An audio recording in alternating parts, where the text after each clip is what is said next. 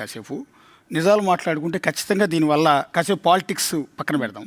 Arguments కాకుండా దీనివల్ల జరిగే నష్టం, ప్రజలకు జరిగే నష్టం. ఇందాక మీరు అన్న దాంట్లో ఒక వాల్యుబుల్ పాయింట్ ఉంది. ఇది ప్రజలు గమనిస్తారు కదా అనేది. ఎస్, చంద్రబాబు నాయుడు అసెంబ్లీకి హాజరు కాకపోయినా, జగన్మోహన్ రెడ్డి అసెంబ్లీకి హాజరు కాకపోయినా ప్రజలు ఖచ్చితంగా గమనిస్తారు. మేము ఓట్లేసి నేను గెలిపిస్తే నువ్వు అసెంబ్లీకి ఎందుకు వెళ్ళట్లేదని. అదే క్రమంలో అధికారంలో ఉన్న పార్టీలు చేస్తున్న పనులను కూడా ప్రజలు గమనిస్తారు. ఇప్పుడు ఆ రోజు అసెంబ్లీలో వైఎస్ జగన్ ఆధ్వర్యంలో ఉన్న ప్రభుత్వం చంద్రబాబు నాయుడు అవమానించి బయటికి పంపింది. అందువల్ల ఆయన 2 ఏళ్ల పాటు చివరి సెషన్స్ మొత్తం అసెంబ్లీకి రాకపోయినా ఆయన పార్టీని, ఆయన కూటమిని 164 సీట్లతో ప్రజలు గెలిపించారు. ఇవన్నీ గమనించారు. ఆ రోజు అపోజిషన్ పార్టీని బయటికి గెంటేసే వెళ్ళిపోయే విధంగా చేయటం వల్లే ప్రజలు తిరస్కరించారు అదే జగన్ సర్కార్ని. ఆ పాయింట్ జగన్మోహన్ రెడ్డి కనుక క్యాచ్ చేస్తే ఇప్పుడు ఆయన ఖచ్చితంగా అసెంబ్లీకి వస్తారు. అదే క్రమంలో ఇప్పుడు అధికారంలో ఉన్న కూటమి ప్రభుత్వం చేస్తున్న దాన్ని కూడా ప్రజలు గమనిస్తారు. ఇందాక నేను ఒక పాయింట్ రైజ్ చేశాను.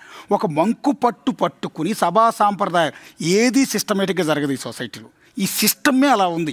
అలాంటి సిస్టంలో మన కోసం, ప్రజల కోసం చిన్న చేంజెస్ చేసుకుంటే తప్పేం లేదు.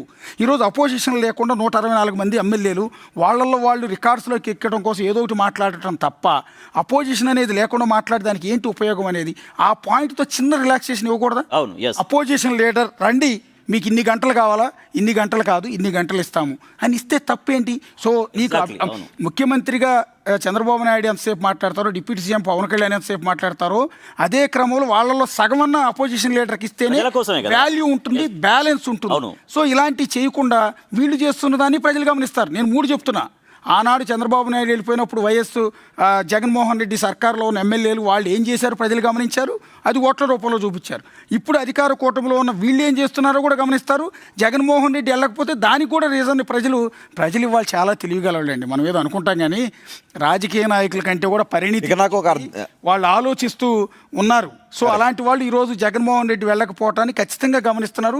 అదే క్రమంలో ఆ పార్టీ తరఫున గెలిచిన ఎమ్మెల్యేలు ఆవేదన వ్యక్తం చేస్తున్నారు. సార్ మీరు రాకపోతే మాకు ఇబ్బంది అవుతుంది అని ఆఫ్ ది రికార్డ్ చెప్తున్నారు ఆ ఎమ్మెల్యేలు.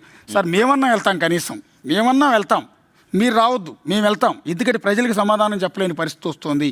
మమ్మల్ని అవమానించినా సరే మేము అసెంబ్లీకి వెళ్తామని వాళ్ళు అడుగుతున్నారు. అందువల్లే ఈ అసెంబ్లీ సెషన్కి బహుశా జగన్మోహన్ రెడ్డి వెళ్ళే అవకాశాలు ఉన్నట్టుగా కొంత ఇన్ఫర్మేషన్ అవుతుంది. వెళ్ళాలని కూడా కోరుకుంటున్నాం.